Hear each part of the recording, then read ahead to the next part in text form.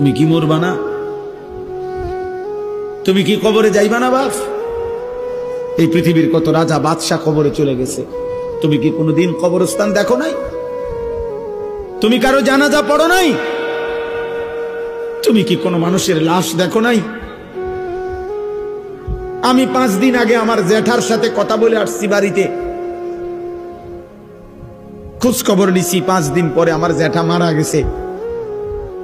আমি জ্যাঠার দিকে তাকাইয়া বাড়িতে গিয়া দেখছি আমার এই সেই মানুষটা যার সাথে আমি কথা বলছি, উনি নাই, চুপ হয়ে গেছে, হাত নড়ে না, পাও নড়ে না।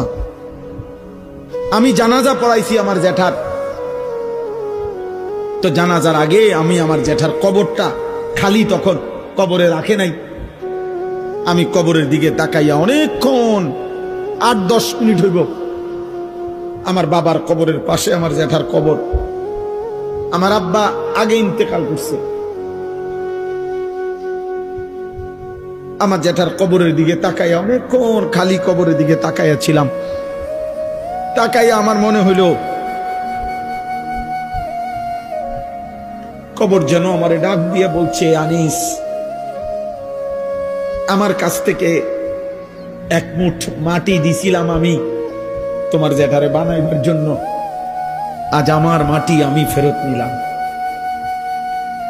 ওয়াফিহা নুঈদুকুম, নওজোয়ান, তোমার মাটি মাটির কাছে ফেরত চলে যাবে। তুমি মাটি ছাড়া আর কিছু না। তোমার এই চোখ, নাক, কান, হাত, পাও, হ্যাঁ, এটা চোখ, নাক, কান, মাটি, মাটি, ওই মাটির টুকরা।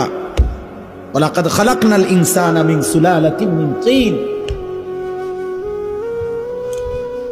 আল্লাহ বলছে শুকনো মাটি থেকে, ঠনঠনে মাটি, আমি সেখান থেকে মানুষকে সৃষ্টি করেছি।